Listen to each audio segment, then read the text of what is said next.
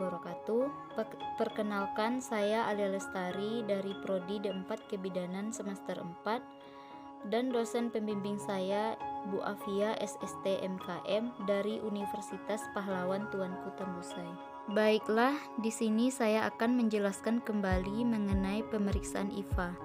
Yang pertama, pengertian dari IVA. IVA itu sendiri yaitu tes visual menggunakan larutan asam cuka atau asam asetat 2% dan larutan iodium lugol pada serviks dan melihat perubahan warna yang terjadi setelah dilakukan olesan.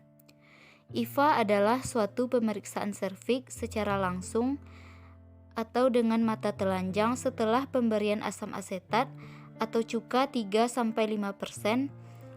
Pemberian asam asetat akan mempengaruhi epitel abnormal di mana akan terjadi peningkatan osmolaritas cairan ekstraseluler. Yang bersifat hipertonik ini akan menarik cairan dari intraseluler sehingga membran sel akan kolaps dan jarak antar sel akan semakin dekat. Akibatnya, bayangan kemerahan dari pembuluh darah di dalam stroma akan tertutup dan serviks akan tampak berwarna lebih putih. Menurut Dewi 2013. Selanjutnya, adapun tujuan dari pemeriksaan IVA menurut Rasjidi tahun 2010, yang mana pemeriksaan IVA bertujuan untuk yang pertama, melihat adanya sel yang mengalami displasi sebagai salah satu penapisan kanker serviks. Yang kedua, dapat segera diterapi.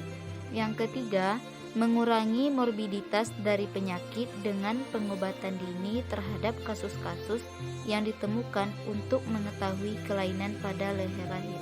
Jadwal atau waktu pemeriksaan IVA yang direkomendasikan oleh WHO adalah yang pertama, screening pada setiap wanita minimal 1 kali pada usia 35-40 tahun.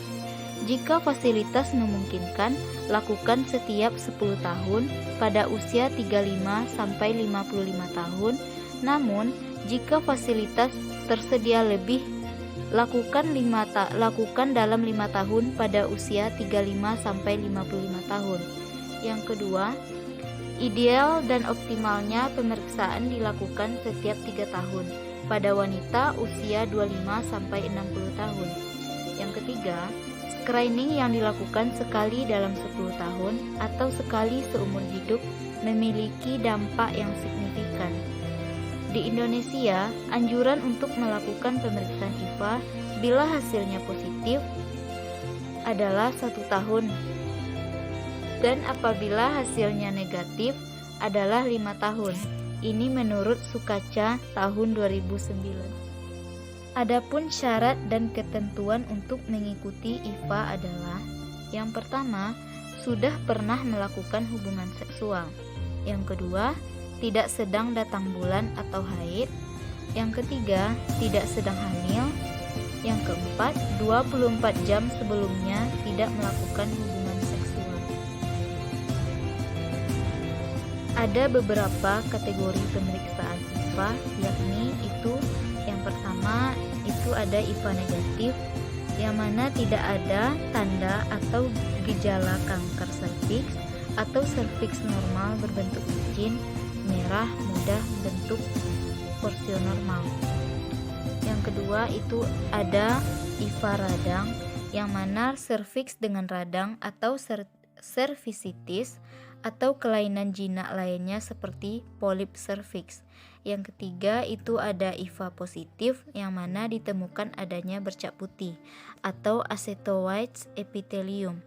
Yang keempat itu ada IVA kanker serviks, yang mana pertumbuhannya seperti bunga kol dan pertumbuhan mudah berdarah.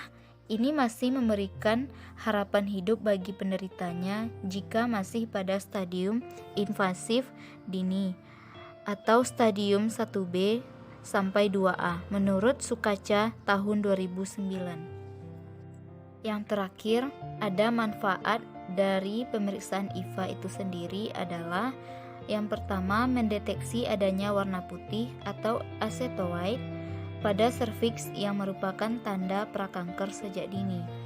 Yang kedua, jika prakanker atau kanker dapat diketahui, maka dapat dilakukan upaya pengobatan sejak dini. Yang ketiga, menurunkan angka morbiditas dan mortalitas pada wanita akibat kanker serviks. Sekian dari saya. Terima kasih.